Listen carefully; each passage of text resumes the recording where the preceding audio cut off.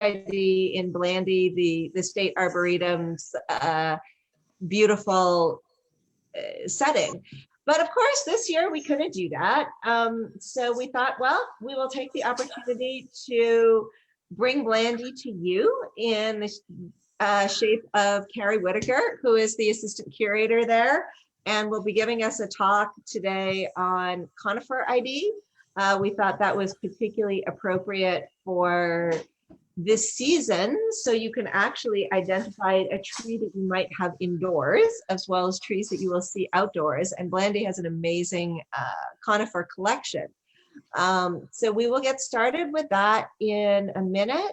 Just some basic housekeeping things.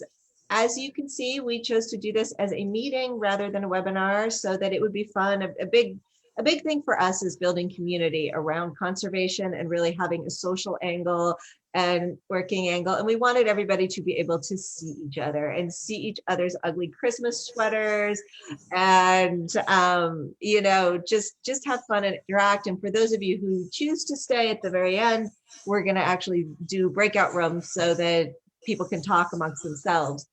In terms of questions, feel free to put questions in the chat as Carrie goes along. If our volunteers can answer them, then they will. And so as question answers, we have our tech czarina, Deb Abercrombie. Carol Harris is manning Facebook for us. Emily Hunter from Tree Stewards and Sustainability Matters will be on questions as well. And Ariel Firepaw, who is Blandy's new Director of Scientific Engagement, and we're very excited to have her because we worked very closely with her predecessor who left shortly before the pandemic. And so most of us literally have not met Ariel in person yet, but we're loving being able to do this with her on Zoom. So they will be answering questions as they can, but if it's something that needs Carrie to answer, we'll hold that till the end. We're also going to experiment with allowing people to just pipe up and ask a question verbally. We can't guarantee that this will work and not get too crazy. This is the first time that we're trying to do that in a meeting with such a large group. So we are reserving the right to tell everybody to go back to mute and just ask questions in chat if it gets too chaotic, but we'd like to actually hear your voices if that's going to work. In the meantime, I would ask everyone who's not speaking to make sure that you are muted just to minimize feedback. So pretty much everybody should be muted except Carrie and me right this second, but I will shortly go to mute. So I'm still hearing some feedback. I'm not sure, but I think that we should be pretty good. Looks like everybody's muted. And just as an icebreaker, first of all, we really want to see your ugly Christmas sweaters. And I know that there are some good ones. So let's see. Emily, go for it, because I put pan down because I know Emily's got a really good one. Oh, awesome. Okay, good. I think Janet might have one too. Janet? Oh, that's pretty cool. Okay, I love the penguins. Carol, do you have a Christmas sweater? Look at the bear. Okay. I'm gonna page on to the next. Okay, we can't see the people on the next page. Well, hopefully we'll have a few more sweaters. And yes, I know some of us, I think Deb and Ashley and I have our Sustainability Matters apparel. So we've got our little cardinal, which is our signature bird, being from Virginia, and they're green in the background. So that's rocking our spirit. And Ariel's got a beautiful Norwegian Christmas sweater. So we're all trying here. And we want, just before we start, we want to know a little bit about you. So I'm going to launch a little icebreaker poll so we know where you're from and what your favorite holiday things are. Holiday trees and holiday snacks. So let us know.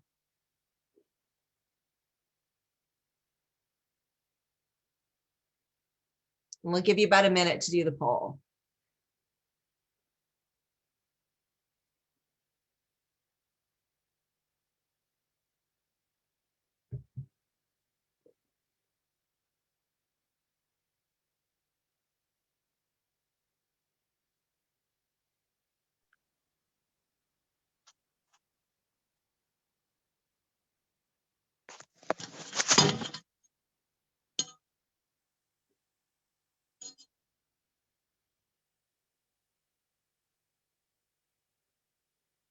Hello?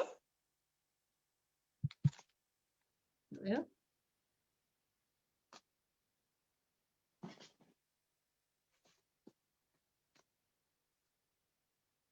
Okay, another 10 seconds for the poll.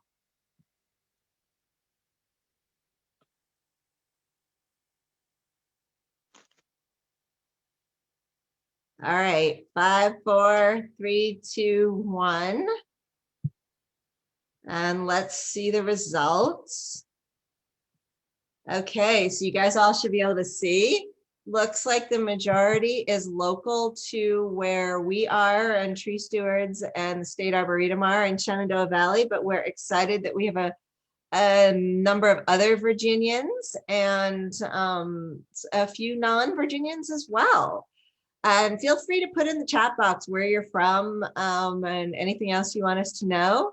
And we're about evenly split, actually slightly more than half. This is your first event with either Sustainability Matters, the State Arboretum, or Tree Stewards. So we're excited to let you know a bit more about all of us. The classic Christmas tree is a little, Norway spruce is a little bit ahead of American holly there. I'm glad my favorite winter tree, the persimmon, which is edible around now, got at least a couple votes.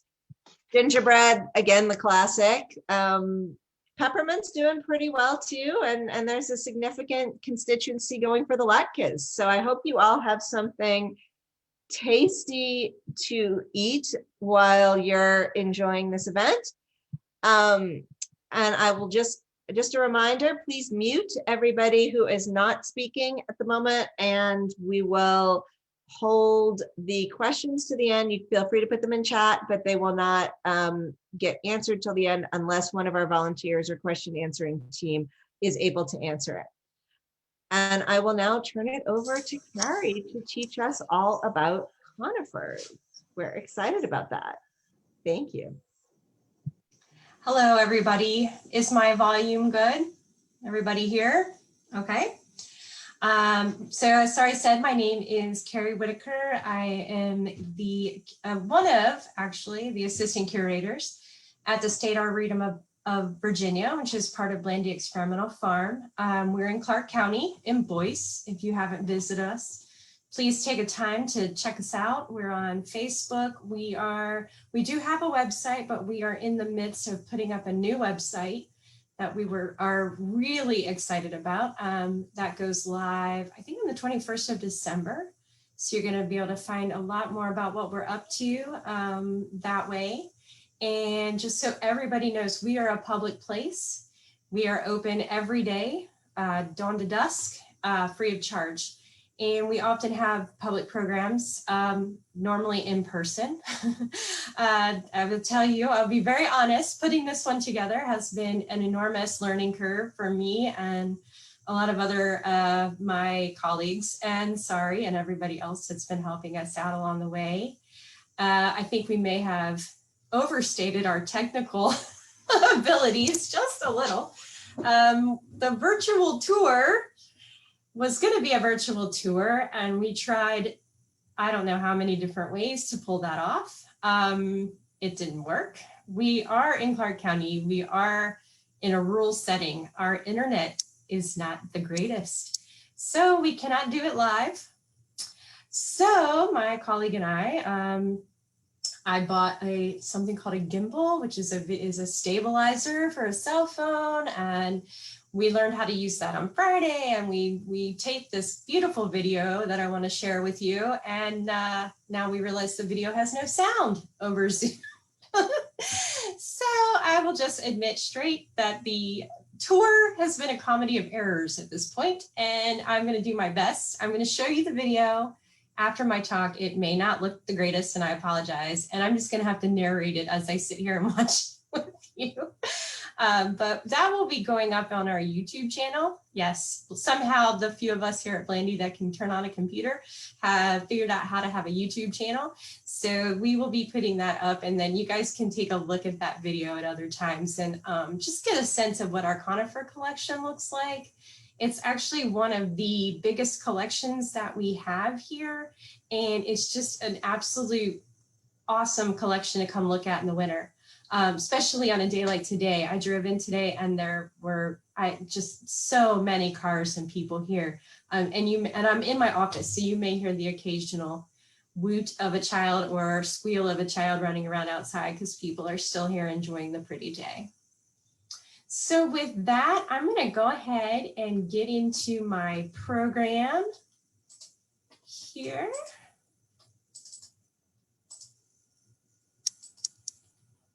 All right, so here we are. So what we're going to do, we're going to talk a little bit about conifer identification.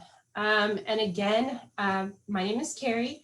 As Sari said, we are going to try to do the unmute yourself and ask a question while I speak, which is normally how I would prefer to do this program or any program. I'm myself just getting used to doing this over Zoom, and I hope next winter maybe we can do this live, and I can take you out on a beautiful day and show you the conifers in person. So this is actually a shot I took clearly several years ago because there's quite a bit of snow on the ground. And this is the conifer alley that is directly leading from our main building. This is kind of the central axis of the Arboretum, and those two sides that you see there are one part of the conifer alley. So it's really a beautiful, mature conifer collection. And you'll note my email address here is just my full name at virginia.edu.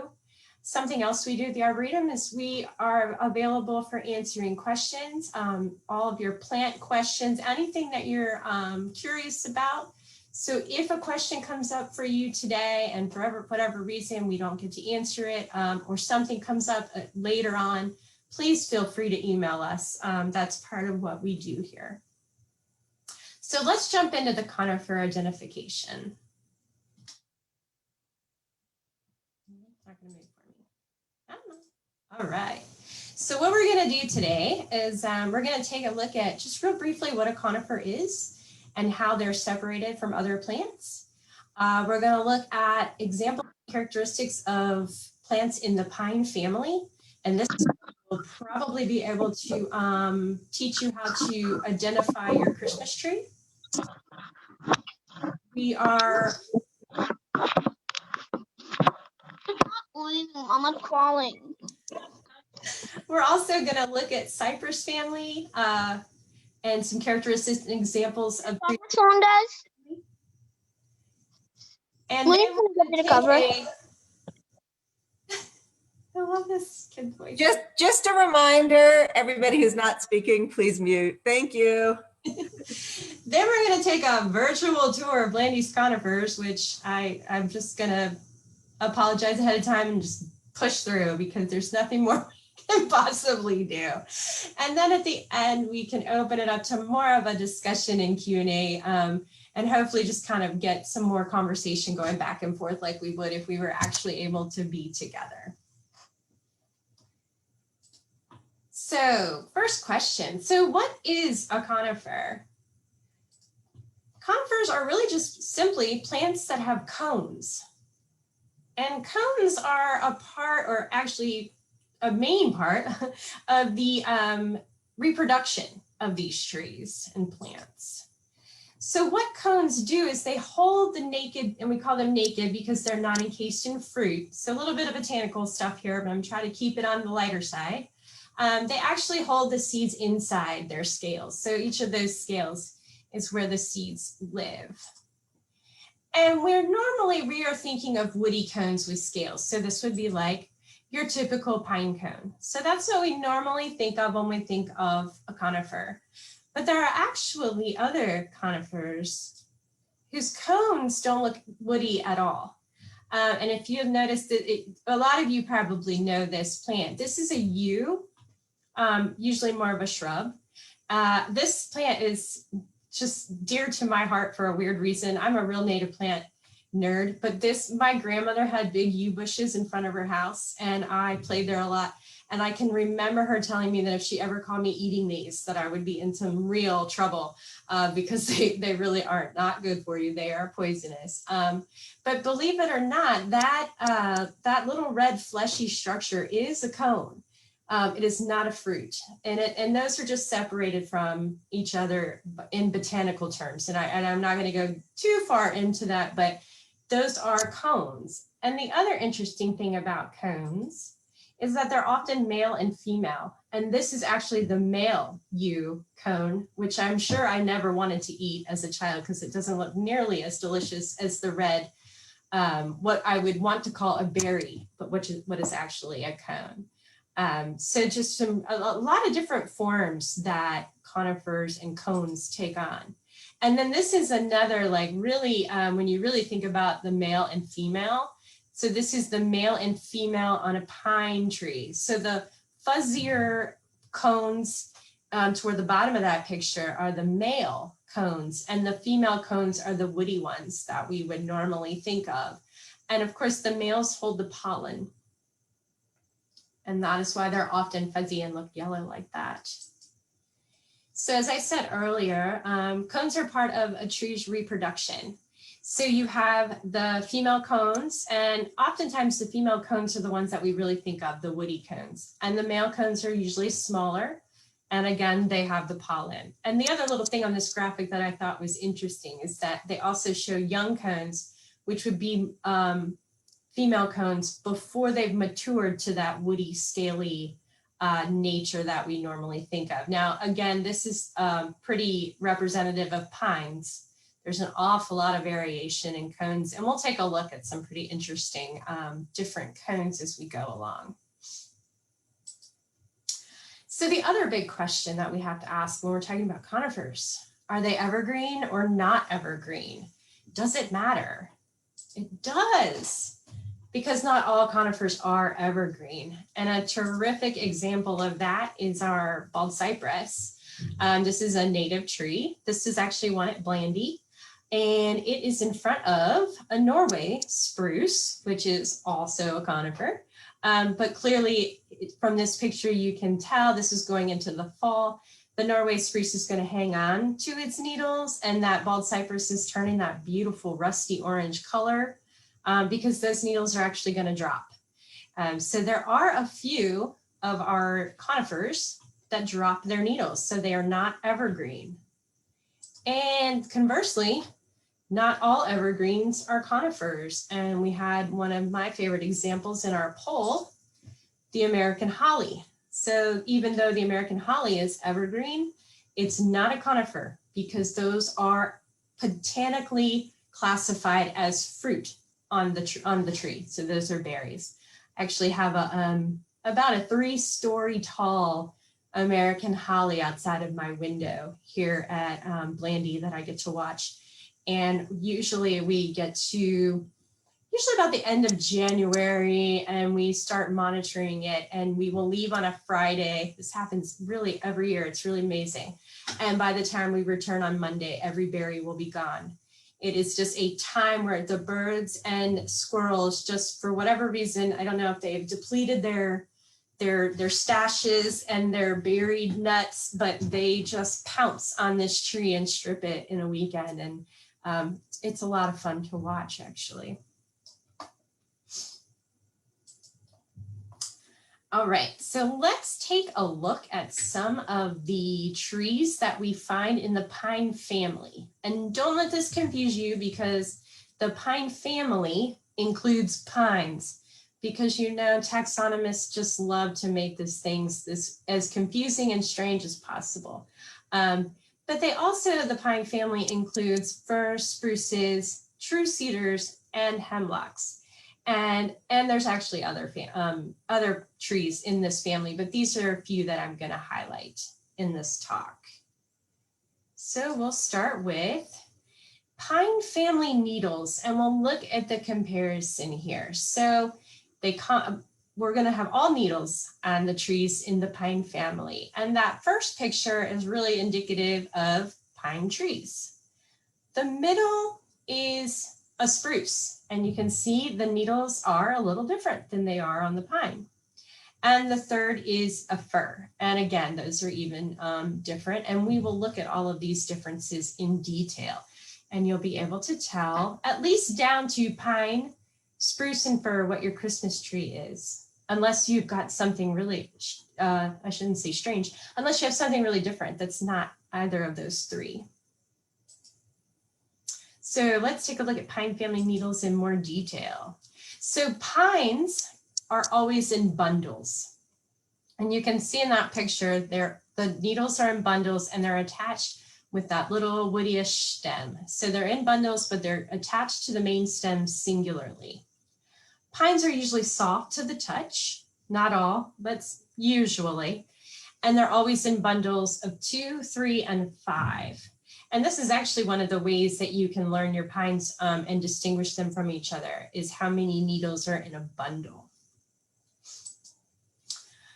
Firs are different in how they're attached to the stems. So they're going to have a little suction cup attachment. And if you look closely at this photo, you can actually see how those little stems are attached to the main stem. I'm sorry, how the needles are attached to the main stem. And I'll show you later in the video, like if you can imagine plucking the needles off, there will be a little tiny suction cup, like a little tiny foot left after what you pull off.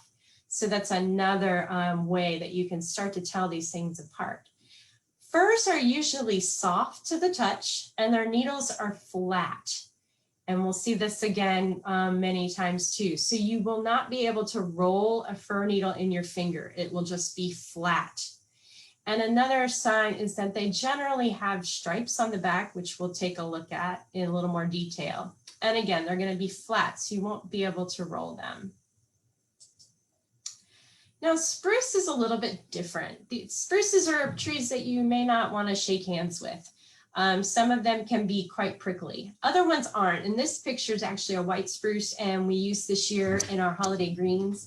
And they were actually quite nice to the hands. They weren't too prickly at all. And the needles of a spruce really look like they're inserted into the stem. And these things are hard to see until you get up close and personal. So you really can it's another great thing you can do in our conifer collection is come out with your app or your book or your key, and you can go through these things live and tell what you're looking at by being able to see these small differences closely. And a spruce needle is round. So if you pulled one of these off, you would be able to roll it in your fingers. So fir, flat, pretty easy with those two Fs, spruce, round, pine in bundles. So those are three of those are the big key characteristics of telling these different ones apart. So let's take a look at the pine family cones. So they're all scaly and woody in this family.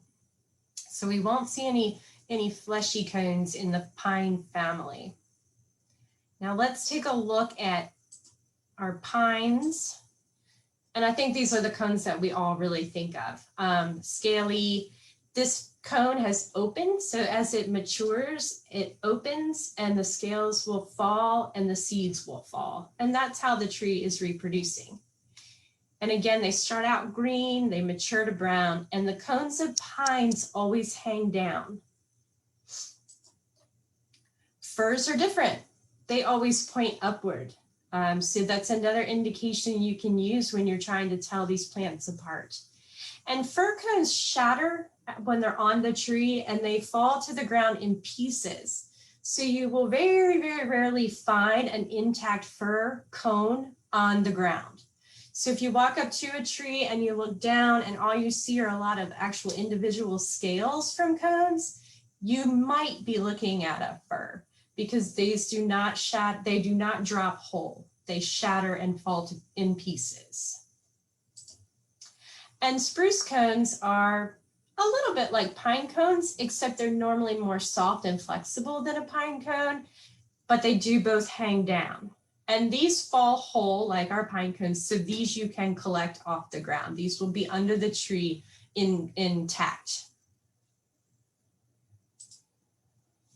All right, so a little bit up close about the pines themselves. Now, this is not the pine family, it's the pine genus. And I'll only use that word once, but I had to put it, you know, I can't help myself as a plant nerd. But so we're going to talk about the pines as a group, not the family, but just pine trees.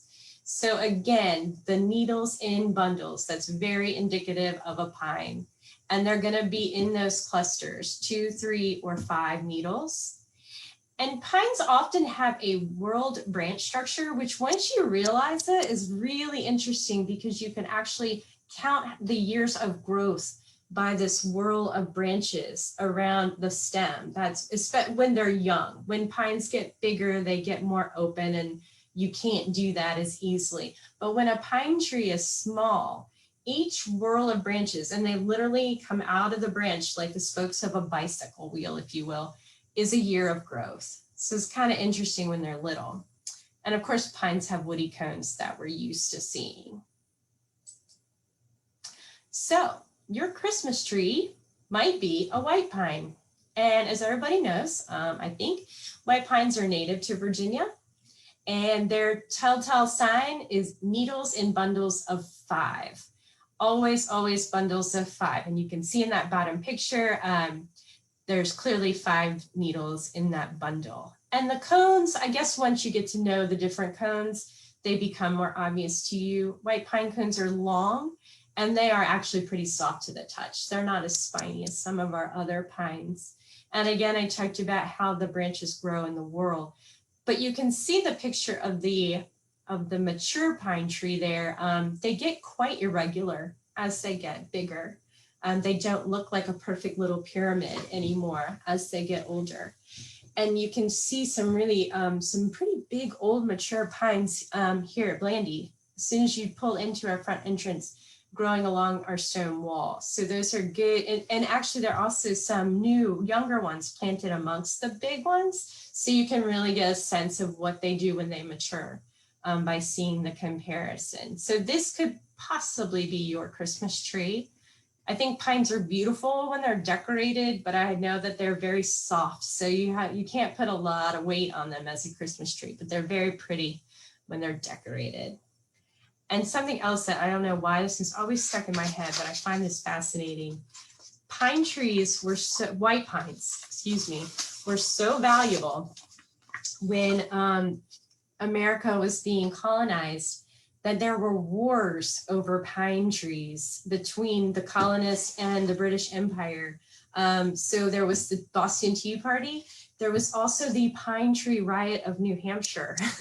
And these fights about resources is what actually spurred the Revolutionary War. So it wasn't entirely just about tea and other taxes. It was also about resources.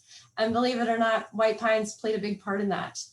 You can imagine when the colonists got here, these trees had never been cut before.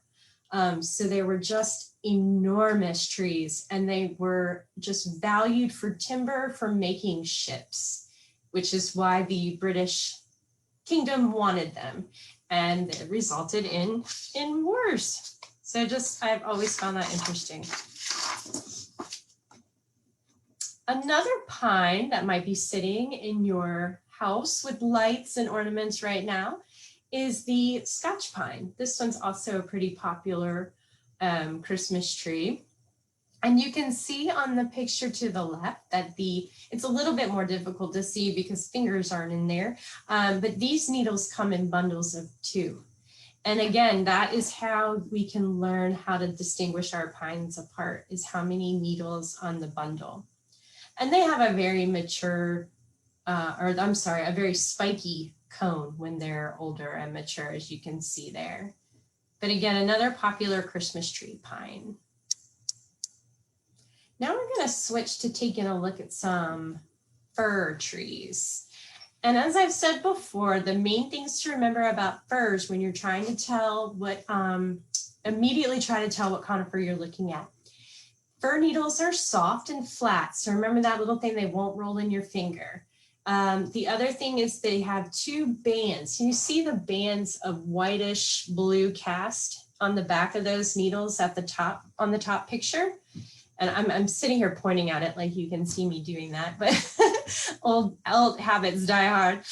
That is also a pretty normal characteristic of firs. And even on the next picture where you can see the branches sticking up, you can still see those whitish blue bands on the back of the needles. And again, the little suction cup foot. And this picture really shows that. If you can imagine pulling one of those needles off, you can tell that there would be a little round foot still attached to it there. And the cones, so in that bottom picture, you see the pieces that look like spines that are just sticking straight up, like almost like a candle. That's what's left after the cones shatter and the pieces fall to the ground. So that's what I was saying earlier, is it's not very common to find a fir cone on the ground, because what you're gonna find are pieces. And again, cones pointing up. So let's take a look at a couple firs that might be your Christmas tree. The first one is the balsam fir, and this is a really popular Christmas tree. It has a really nice fragrance. And again, all the fir characteristics are there. You see the white bands on the back of the needles. You see the upright cones. They also just have a very beautiful shape. That one's pretty mature, and then the Christmas tree farms are a little bit smaller and they're sheared to keep their shape tight. But this is a very popular Christmas tree. And I couldn't find a really definitive answer for this, and maybe we can talk about this a little bit at the end, because I know there's some native plant people on the discussion. So some sources say that this tree is a native of Virginia, and some sources say that it's not, which I found to be really interesting. There is a fir that's very closely related to the balsam called the Canaan fir, which probably is found in the higher elevations of the Appalachians. But this one was, I found sources that was claiming that it was, and sources claiming that it wasn't. So I found that really interesting, but pretty common Christmas tree. And the other common one is Fraser. And again, all the same things. Those needles are flat, those cones are upright. Now this fir can be found in Virginia, but only in the very highest elevations of the Appalachians. So we're talking the Mount Rogers area here, and then out into West Virginia in the higher elevations, and down into North Carolina. And you can kind of see from, I put that picture of where they're growing in the wild, and you can see the sort of the dead Fraser behind the living one that's in the foreground. They are having a lot of problems dealing with acid rain, and other pollution issues are taking a toll on the fir populations. We have tried to grow Fraser at Blandy, and they usually get to be about 15 feet tall, 20 feet tall, and then we seem to lose them. I think they do not like the limestone here, and they do not particularly care for the humidity at all.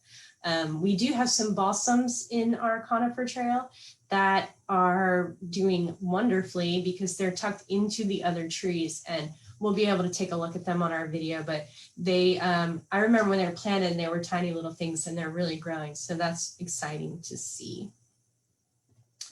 Let's talk about the next type of pine would be or next member of the pine family. That would be the spruces. Now, again, shaking hands with spruces can be a little bit problematic. Norways and whites, not so much, but you may not want to reach out and grab a blue spruce. The other, you're gonna have those those round needles, which are gonna roll in your fingers. So that's an easy way. Pick a needle off if you're wondering between spruce and fir, and see if you can roll it around. And the cones are going to hang down, and normally you're going to look up into the tree and see the cones because they're going to fall whole. So you might have a white spruce in your home as your Christmas tree. Again, we use this tree this year for our holiday greens and our holiday workshops, which were also virtual, unfortunately. And these just make lovely greens, really pretty. And we were very happy to find that they were not that hard on our hands as we cut them all up. They do have, well, what I was reading, which I thought, well, I don't remember that. So I went out and grabbed some and smelled them. Some people do complain about the fragrance of these trees not being so great if you crush it. I didn't find that, but so another pretty normal, pretty common Christmas tree. And another really common spruce that you'll see in our area is the Norway spruce. And obviously these are not native, but they have naturalized in a lot of areas from here farther north, all the way into the arboreal forest of Canada. And you'll see those cones are hanging down. Again, that's a spruce characteristic. The Norway spruce really has a kind of, I don't want to call it weeping because it's the tree itself doesn't weep, but the branches really droop and hang. And that's a real dead giveaway for this tree. And I had to throw a bird in here, have to tell a bird story because some of you may know our director, Dave Carr, who is a bird extraordinaire. So I get extra points when I tell you a bird story. Not really, but this one was a cool one. That bird is a white wing crossbill, which is something I had never seen before. And several years ago, when I was coming to work in the winter, I pulled into the back parking lot where we park, the employees park. And I come up over the hill and there are probably 40 or 50 people in the parking lot with the biggest zoom camera lenses that you can imagine. I'm not sure how they were even carrying them around. And of course, they all look at me like, how dare you drive into the area and scare the birds? But we had an invasion, I'll call it, of white-winged crossbills. And what was going on is that the cone production wasn't so great up north. So these birds had kept traveling to find food, and they had ended up at Blandy's. We have a lot of Norway spruce and other cones here, conifers here. And that's what all the birders came to see because they were so unusual. And when you really look at that beak, doesn't that look like something that is just made to pry seeds out of pine cones? So there's one bird story. I do manage to get another one in here later, but I can't leave out the birds. All right, quiz time. So everybody just think to yourself from what we've learned about the pines, firs, and spruces, what do you think? Can you remember what cone hangs down and what cone was softer? And then we can kind of see some needles here. They don't look like they're in bunches to me. So everybody, I'm sorry we can't raise your hands and shout out our answer, but does everybody think they know this one? You can raise hands like people. Oh, can I? I can't. I don't see everybody. So if somebody. No, that's true, but. Just unmute and tell me what you think it is. Or I can tell you. I know it's hard to really feel like we're interacting on this. People can also put in chat what they think it is. Sure. So go ahead and type in chat what you think it is.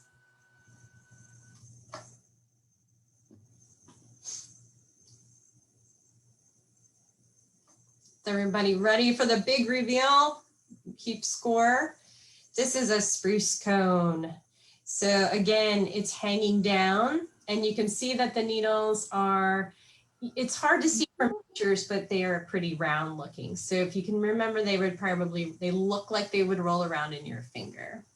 And Carrie, you're doing a good job teaching because all of your students got it right so far. All right, good job. Everybody's gonna get 100 on this quiz, I know it. All right, a few more. All right, this one should be, oh, and I obviously stole a picture with a watermark in it. Oops. So this one should also be pretty obvious to everybody, I hope. So the giveaways are cones hanging down and needles in bundles. It looks like everybody's probably had time to come up with what they think it is. This one is pine. And I honestly don't know which pine. I'd have to really get out a book and take a look at that. But I can tell just because it has needles and bundles and the cones hanging down that it's a pine. Next one, cones are up. And if you take a look at those needles, I'm gonna say those needles look pretty flat. And everybody should be able to get this one also through the process of elimination. You're getting 100%. All right, everybody is passing. Good. All right, then these have sunk in. So this is fir. And I think I have a couple more here. Ah, just needles. Everybody have a feeling on what they think this one is?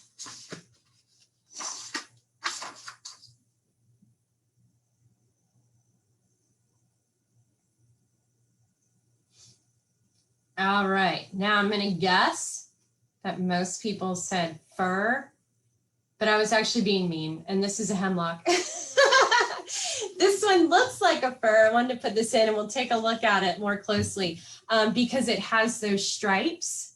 But if you can see that these do not have the little suction cups. And if you could tell, if you could really look at this up close, it's also, I'm gonna say that the needles broader, are flat on the stem. Yeah. Yeah, exactly. It's just very different. Again, I wish I had everybody in the library and we were all sitting with our table full of branches and comparing them. Hopefully next year. One person did get it right. All right. He is a certified arborist, however. Very He good. got it right. All right. Very good. I love it. I have to be sneaky sometimes and throw a curveball, but you got me. So good job. So like I said, that was hemlock, and those also have the stripes, but you can tell they're a little bit different. And again, if you can see that what I'm trying to say about them being flat on the stem, there's really just two sets of needles, more or less, kind of. It's hard for me to kind of relate that without really being able to show you. The other thing about the hemlock is they have the cutest, tiniest little cones you've ever seen. And unfortunately, another thing that you'll often find on hemlock is in that bottom picture, and that is hemlock woolly adelgid. Almost always going to find some of that, even on the hemlocks at Blandy, which are treated we treat with horticultural oil to keep the adelgid from destroying our trees. You can still find a little bit of that fuzzy adelgid, which is a little insect on there. Is it? Fuzziness. What is it? And I sounded like she said adelgid. Hemlock. It is an insect. Yeah, hemlock woolly adelgid. Very common to find on hemlock here. In fact, the native hemlocks are struggling because of this. All right, and that was the hemlock family. I'm sorry, this is the eastern hemlock. So this is our native hemlock, but all the same again. The adelgid is the white and the small cones, and they're just really soft, beautiful little trees. Not so little when they get mature, but some of our favorites here. All right, now we're going to transition to the cypress family, and this is a lot more difficult. So I'm just going to show you some basic characteristics of the cypress family and take a look at some of the plants that we find in the cypress family. And I promise there will be no more quizzes.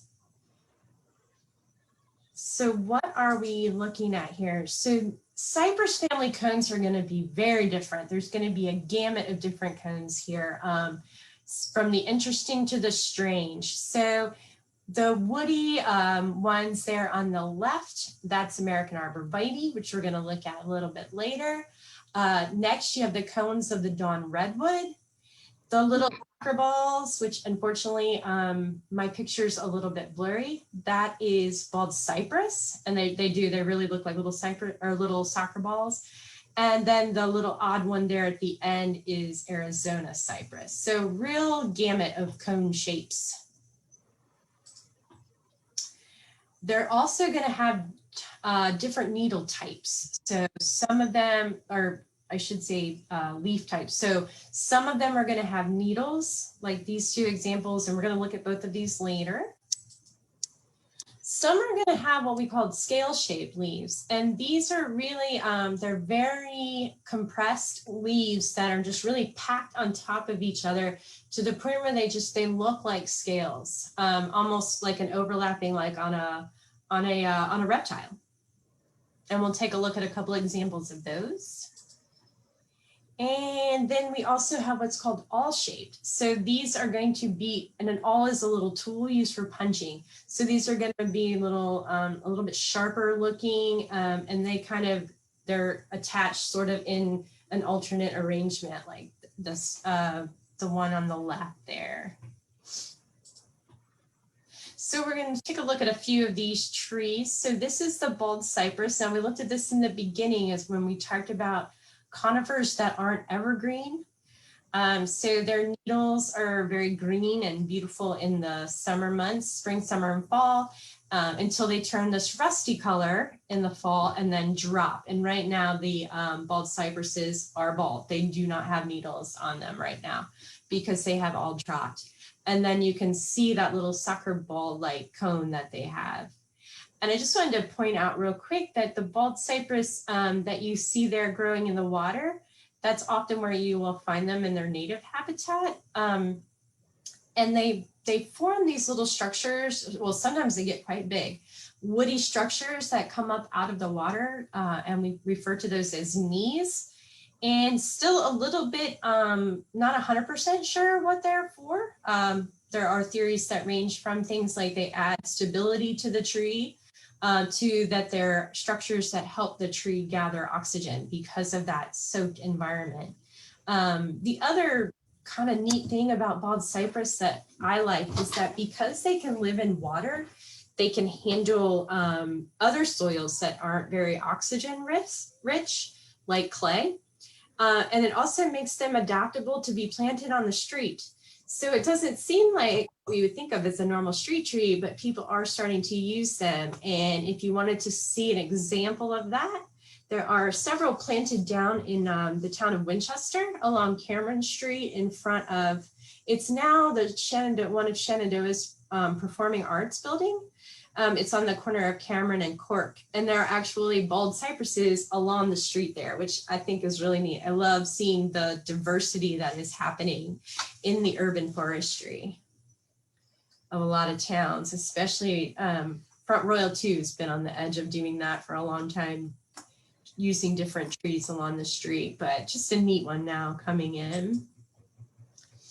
Another native in the cypress family is our Eastern Arborvitae.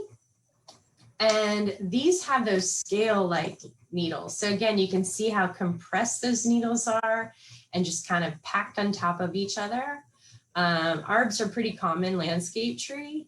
And those are two pictures. So the picture up top of the cones is the immature cone. And then the picture on the bottom is the woody mature cone where it has opened and released seeds. Oh, another bird. I told you I would sneak another bird in here. Cedar waxwing. One of my favorite natives. This is the Eastern red cedar. And just a little bit about that name. So it's not a cedar at all. We don't have any any true cedars on the East Coast. You can find some true cedars on the West Coast, but not on the East Coast of the United States. I didn't know that.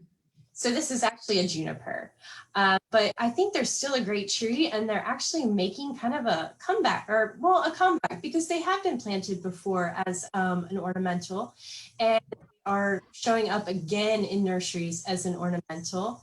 And very common. You can see the picture on the far left there is what they look like when they have just entered a field that's gone fallow. They're one of the first things to come into a field and begin to grow, and they have kind of that conical kind of shape, or not really conical, columnar kind of shape to them. And then as they get larger, you can see in that little picture that they really turn into a much more spreading tree. But it's not that common to see them that big, because most people don't think of this as an ornamental, but I really champion this tree as an ornamental because I think it has a lot of value. It has beautiful blue, and those are cones. Those are not berries, those are cones. At this time of the year, they're on the tree, and that leads to the beautiful cedar waxwing coming to eat those cones. And we get them every year. Plant some. And they're just some down there. They grow up naturally. just a gorgeous bird. Just so much fun to watch when they come in mass to eat the cones from the eastern red cedar, even though it's not really a cedar, it's a juniper. But I think this is a tree that deserves a look. If you're thinking about planting a screen, or you need some evergreens to maybe block the wind, I think this is a tree that deserves a look by everybody. It's not just for a field anymore. Carrie, there was a question earlier. How is there any way to tell the difference between a berry and a fleshy cone? Are there any significant? Without getting too far into the botanical world, it really is about the fact that a berry is a fruit, so it was formed in an ovary. A cone isn't. I don't know that I can tell you how to open them and figure that out. I don't. The only reason that I know the difference is knowing which plants are conifers and which plants are not. But it comes down to the structures. The botanical structures are different. So you would not find, let's see, how best to put this. Well, first of all, one thing you need for a berry or another kind of fruit is a flower. And conifers don't produce flowers. So if you have a tree or a shrub that produces a flower, that will result in a berry or a fruit. I should use the word fruit. That's more botanically correct. But conifers do not produce flowers, they produce cones. Those are their sexual parts, if you will, that are the female and the male. The male, remember, makes the pollen, and the pollen's released and it's windborne. There's no pollinator interacting there except for the wind. And the female takes the pollen, it lands on the female cone, and then that process of becoming a seed starts. But it is different, there's different structures in the cone that would be found in the female flower. So that's really the difference. So I'm not sure you could tell that necessarily when you're looking, if you're trying to compare a fruit and a fleshy cone. You would need to have more information about what was on the plant to begin with, whether it was a flower or no flower. I hope that helps. That's the best way I can kind of explain the difference. So thanks for that question though, because it is important. Conifers are older in the evolutionary scale than flowering plants, and so they hadn't evolved to have a flower yet. Flowering plants use a pollinator. Normally, some of them use wind for pollination, but so that's just the difference. The conifers are kind of ancient, if you will, in an evolutionary sense. Okay, so now we're going to go on a video tour of Blandy's Trail, and I will tell you that the video is not playing super well, and I apologize. We really. Carrie, sorry to interrupt. Oh, sorry. I have a suggestion. Okay. We're already at almost 4 o'clock. Oh, okay. So my suggestion would be that we take questions, have discussion, and you give people the link to watch the video on YouTube where it's less likely to be skipping. We think the reason that it is skipping on this is because of the internet connection and that kind of thing, but it won't do that if you just watch it later with a second cup of cocoa and some more Christmas cookies or whatever you're munching on Blandy's YouTube. So I would suggest doing that, maybe just because we're running a little bit long on time as well. Does that work for you? Or I'm going to tell you that I love that idea, and I'm also going to tell you that I have not put the video on YouTube yet because I just became part of the YouTube team. But what I can do is I can have that emailed out to everybody. We have emails in a list, and we can have that emailed out to everybody. And then you can take a little gander down through the Conifer Trail with me. We shot it on Friday, so it was a beautiful day. You can hear some birds, you can hear some kids laughing, all kinds of things going on at Blandy. So hope everybody takes a look at that. So as soon as I have that up on Monday, I will send everybody, we'll get that email link out to you, and you can take a look at the video. Because we really did go through a lot to get it done. And I would love you to see it looking the best that it can instead of kind of herky-jerky through the Zoom. So yeah, why don't we, I think that sounds like a great idea. And I just wanted to put a plea for the or note about the Eastern red cedar. I know that a lot of people around here kind of view it as a junk tree, but I would second Carrie's endorsement as it's a great screening tree. And it is also, I understand, the traditional Christmas tree in these parts. This is what was used because you used what you had, and what you had was a lot of Eastern red cedar. One thing that was raised in the Facebook commentary was the question of cedar apple rust. And unfortunately, it does, the red cedar does carry various kinds of rust that can infect apples, hawthorns, quinces, anything else, Carrie? yeah, it's going to probably be a whole family of trees, and that can be definitely an orchard problem.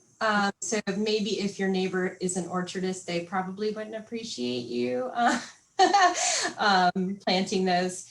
But as far as the way it affects other trees, it's not going to. We have hawthorns and cedar, or I'm sorry, Eastern red cedar. I just wish we could just start calling them Eastern red junipers, but that's just my plant brain. We have both planted at Blandy, and yes, they can both get the rust and the gall, but it doesn't affect the health of either tree in any kind of detrimental way. What is really concerning about it would be if you're trying to grow apples for your own consumption or you're near an orchard. And my understanding also is that pretty much a cedar anywhere within a mile can get this to an orchard. So it's not, unless you have a very, very large property, there's no point in your going around trying to kill all of your red cedars to protect the apple tree. Just treat the apple tree. Yeah. So, yeah. Or, just, I think that's something that we're all starting to learn is that, and you'll have, excuse me, because I grew up out in Frederick County. I've been eating corn with worms and apples with worms my whole life because we didn't treat things, and we ate around the instead of treating. So, but yeah, there's a story, and I really don't know how much of this is true, but when Graham Blandy, who owned the Tuileries Estate, which is next to Blandy, was trying to find a university to give this property to, the people from Virginia Tech came, and you can see across into the Tuileries. You cannot actually visit the Tuileries because it's private. But if you ever come to Blandy and you have binoculars, look across into the front, look in their front yard. No, nobody lives there, but look into the front yard because you'll see big, mature Eastern red cedars that you don't see normally because nobody would leave them to grow that way. But the story is that the Virginia Tech people at the time, being orchard people, were like, well, we have to cut these cedars down. And that was it for Mr. Blandy. And he said, no, I'm not giving you the property. I think that's probably like a made up, little bit of lore. I can't imagine that at that time in the 30s that the distance between here and Blacksburg could have been, it was difficult to be between here and Charlottesville, much less here in Blacksburg at that time. But so if you're ever here, do peek over into the Tuileries yard and you'll see what these trees look like when they're mature, because they're quite beautiful. And then once you see the cedar waxwings on them, I swear you'll be like, I have to have that in my yard. They're just gorgeous. absolutely. So I thought we would just, before we go into Q&A and more discussion, just take the opportunity. I'll tell you a little bit about Sustainability Matters, and Emily will tell you a little bit about Tree Stewards so that you know the other two organizations doing this. I am going to share screen and go over to just present one slide here. which is hopefully this. So just to give you a general overview for those who are not familiar with us, we are a fairly new conservation organization. We are almost 3 years old. We'll be 3 years old in January. We were very busy up until the pandemic. We had actually hosted over 100 in-person educational events in our first 2 years, including workshops at Blandy. So this has actually been a bit of a switch for us, because the way that it worked when we were doing in-person workshops was that Blandy was hosting and we were bringing the content. And so we are excited that, as good partners do, we have been able to pivot to host on our web platform and help some of the organization and have Blandy provide the content. So that's been fantastic. We've also hosted the largest Earth Day festival in the Shenandoah Valley, Earth Day Shenandoah. We host community plant swaps. Since the pandemic began, we have, of course, pivoted to virtual.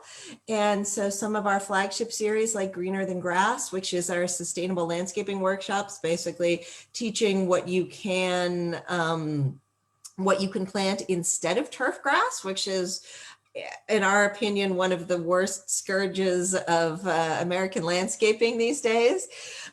We also have a program, Making Trash Bloom, which is planting pollinator habitat at landfills. The pilot plot has gone in at Shenandoah County Landfill, and the idea is, instead of just putting turf grass on top of this dead land every time that a 5-acre trash cell is filled, we plant pollinator habitat, and so that land actually will have some value.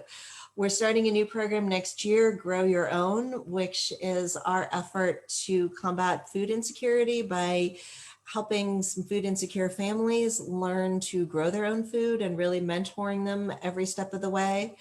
One of our other pandemic activities has been a series of videos which is available on our YouTube channel, and it's called Native Virginia Now. And I'll put some links for that in the chat in a minute. It's a series about habitat, and particularly pollinator habitat. A wonderful couple of landowners who have about 100 acres of pollinator habitat have been tracking it throughout the seasons and showing what's blooming and telling funny stories about the plants. And it's a great series. We normally do wild edibles and nature walks. We also do some workshops on sustainable business and farm economics. A lot of these are in the process of going virtual. Some already have. And again, on our Facebook page, which you can see the link for here, you can see some of these. Some are on our YouTube. Feel free to sign up for our email list. Many of you, I think, already are getting it, and you should be able to see what's coming up in the spring. And we're in probably early January, we will be sending out a list of programs, a lot of the Greener Than Grass series, and intensive sustainable landscaping some workshops on vegetable gardening for the perplexed, because we know that people tried victory gardens last year and it didn't necessarily turn out to be as easy as it sounded for some people. So we're trying to help our community through that. But we still very much view ourselves as a community organization, a local organization. We are always recruiting volunteers, so we would love to hear from you if you are interested in volunteering. We have a lot of things that people can do virtually if they're not right in our region, which is primarily the Northern Shenandoah Valley. And we also have a project that is going on now, I'm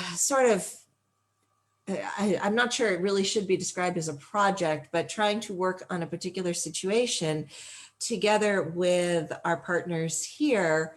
Those of you who are in Front Royal may have noticed that the vital riparian buffer in the center of town, Happy Creek, which had been a beautiful, thriving riparian buffer of native trees, planted in part by Carrie, who was the town horticulturalist at the time, maintained by the tree stewards, who did tremendous work on controlling invasive species and pruning the trees. It was really a thriving situation, was recently clear cut by town management. And so we and Tree Stewards are part of a coalition of local environmental groups called the Save Happy Creek Coalition, trying to persuade the town to repair the situation. We feel like we are making some impact. Some of the town council members came to a webinar that we did, which is also posted on our Facebook, and learned a bit about the importance of riparian buffers. And we need to keep that momentum going. We really need to get them to figure out a better solution for this and to change the plan, because there was no good reason environmentally to do this. So we are putting together a video of Happy Creek stories to really capture people's individual connection with the creek. We know that a lot of people who grew up in Front Royal and in Warren County have personal stories of going there and scrambling over the rocks as a child or with a grandchild, catching crawdads, you know, playing amongst the trees. And we want to hear those stories. And unfortunately, today is the last day to get that to us. We've been asking people for that for a while, and I know that some of you have put some stories or have put some photographs. We're also looking for photographs and video footage in our Dropbox file, but because of the urgency of the situation, the video has to be put together this week. And so again, I will also put that link in the chat box, or maybe Deb can go ahead and do it. It's go.sustainabilitymatters.earth/creek. And again, you can also find that on our Facebook.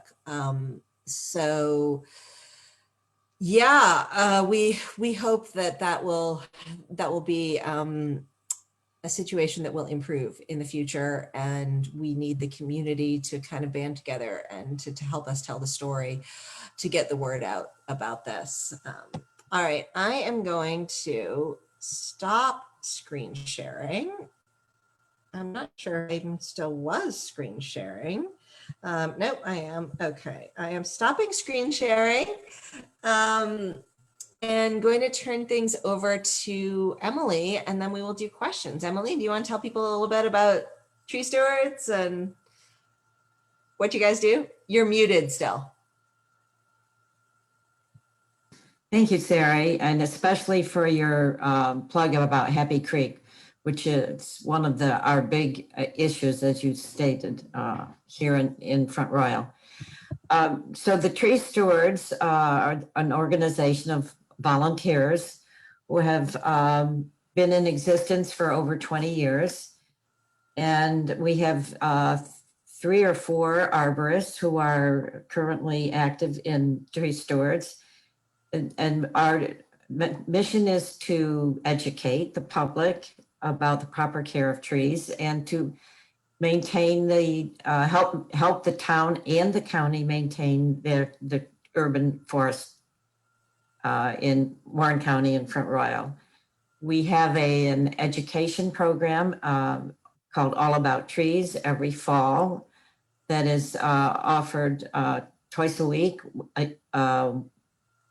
September and October. On Saturdays is a hands-on class where people learn to prune, actually practice pruning and plant a tree and visit arboretums, including Blandy, and Carrie gives us a great conifer tour there. And then we also maintain the local Happy Creek Arboretum, which is along the trail, the Greenway in Front Royal.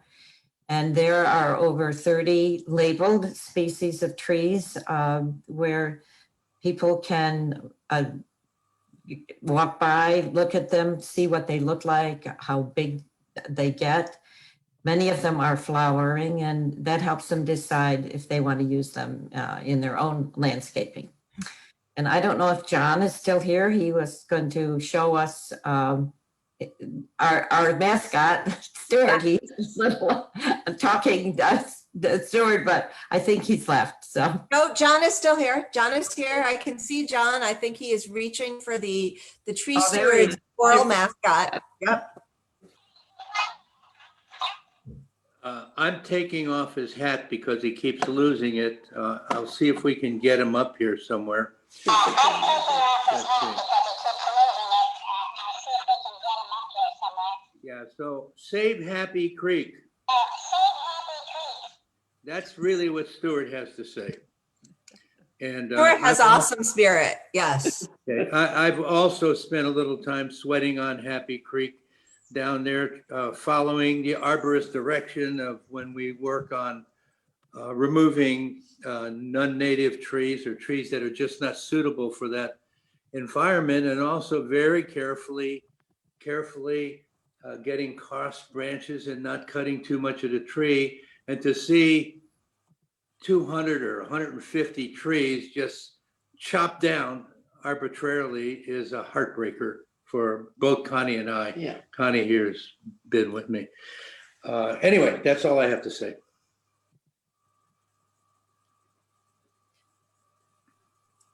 I hope that everyone who has seen those will feel a need to send a letter to the town council expressing your concern.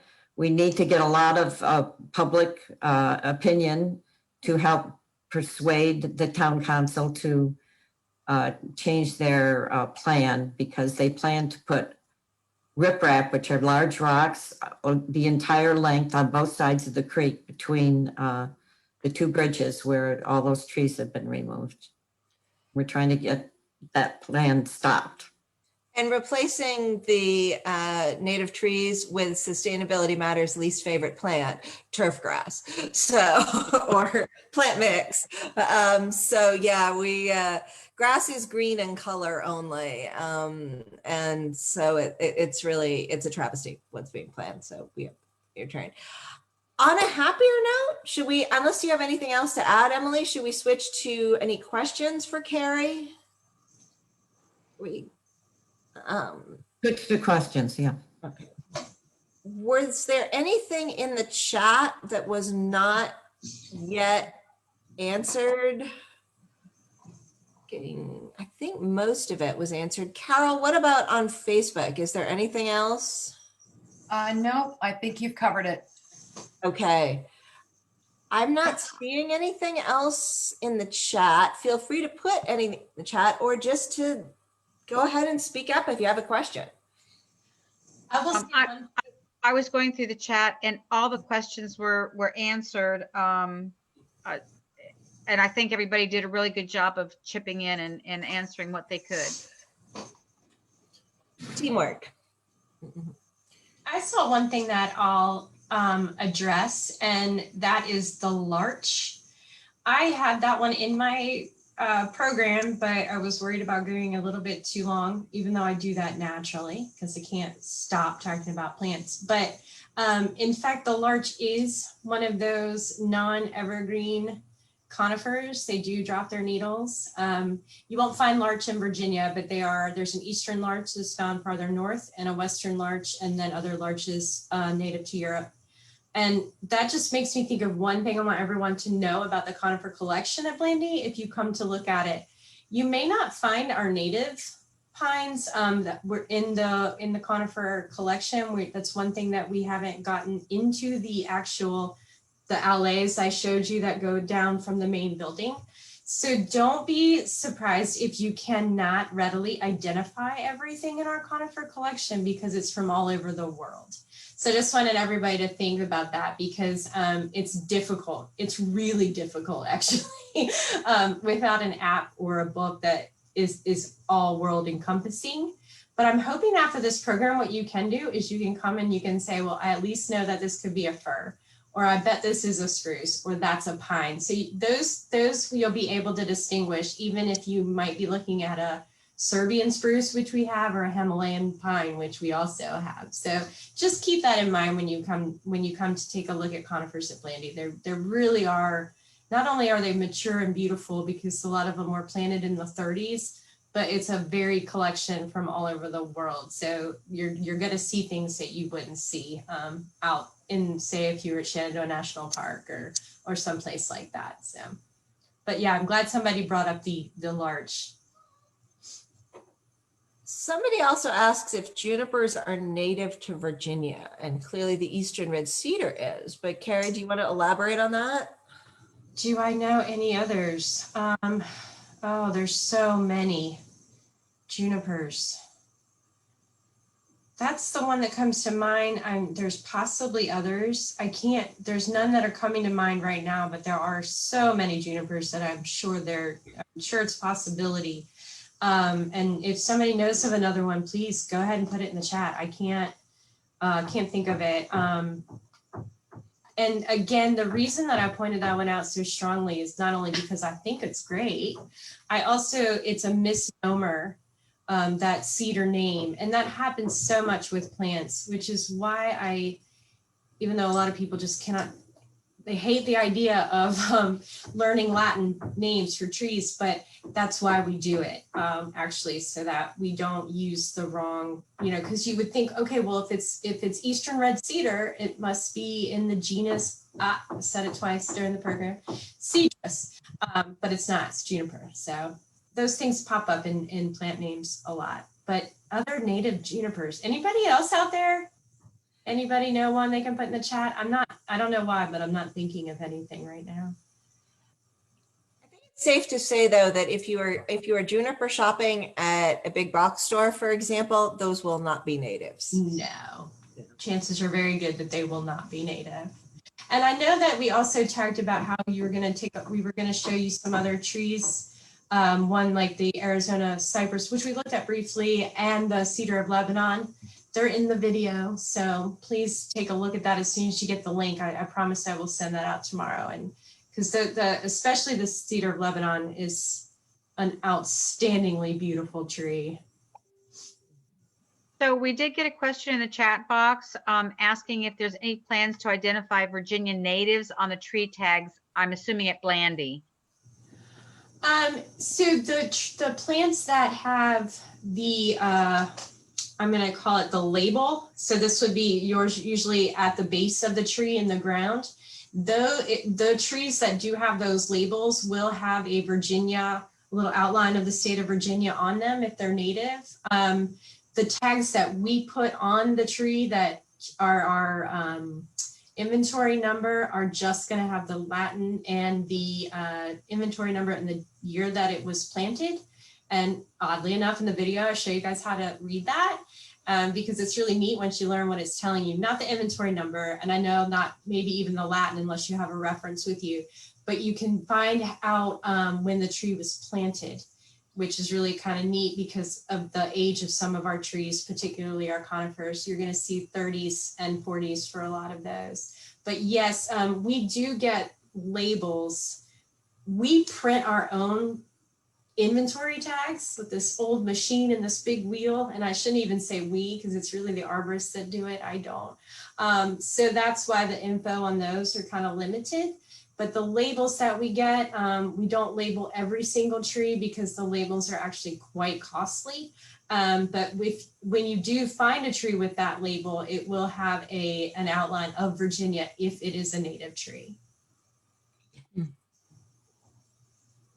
And I'm sure you guys know, like, that is a lot of what we have, despite having the collections from around the world, the Woody collections, a lot of our gardens and other areas at the Arboretum are focused on native plants. Oh, and Mary, I knew somebody out there and I saw Mary, so common juniper is native to Virginia. So there's another one. Excellent. Do we have anything else from Facebook, Carol? No. Okay. Did anybody have a question that you just want to speak up and ask?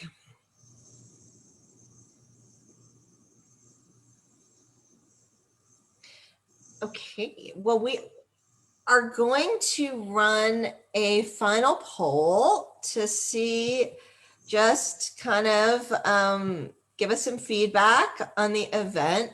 And do not leave if you, did somebody have a question? Sorry, okay. I'm launching the poll. If you want to stick around and socialize a little bit, feel free to stay after we finish the poll, and we would we're going to break into breakout rooms, and, just have and this is actually our first experiment because normally we do webinars and they are too large. There are hundreds and hundreds of people. So we deliberately tried to keep this one small, so that people could actually have a chance to chat and get to know each other. And so if you want to leave, we will not take it personally, but we would love it if people stick around and, just chat. It's not quite the same as our usual holiday potluck at Blandy, where there's actually food and we're sitting around a table in Blandy's library, which is always beautifully decorated for the holidays. But hopefully we will see you there next year and be able to do this in person. So we'll move to that in a minute, and just kind of giving a few more seconds to complete the poll. And one last plea, since we are in the holiday season and we love being able to do events like this for the community for free and make them available. But something that we would love if you can keep in mind is that Sustainability Matters is a nonprofit. We receive no public funding whatsoever. Huge amount of work goes into this. Blandy gets some public funding, but not nearly enough to cover all of the hard work that they do and the trees that they need to maintain on that giant, beautiful campus. So both of our organizations would love to be the recipient of some donations if you guys are feeling like that's something that you're able to do and interested in doing. I will put a link in the chat box for Sustainability Matters, and Ariel or Carrie, perhaps you could put one in for Blandy. But we loved seeing these here, and we know that it's not the same as being in person, but we also know that, in some ways we can reach a wider audience when we do this in person. We have to limit it to how many people can comfortably fit with their holiday potluck meals in Blandy's library. So we were able to reach more people and more households. And I think some of you who might not necessarily have been able to make it to Boyce today, to Clark County. So we loved getting to know all of you and hope that you will remain involved with all of our organizations and that we'll get to know you in person eventually too. All right, so Sarah, Melody, yes. Can you hear me? Yes, we can. I would just like to thank you and the organizers, Emily and Carrie, wonderful job. And I'd like everybody to raise whatever they have with them. Yes, thank you. Here's a toast. Oh, Emily, love the mug. Yep. Here's a toast to the new year. And I hope everyone has a very happy and healthy 2021. Thank you for the program. Thank you, Melody. And just to add, Melody is the president of Tree Stewards. Emily was the coordinator for this particular event, but yeah, we're glad to be able to see everybody in whatever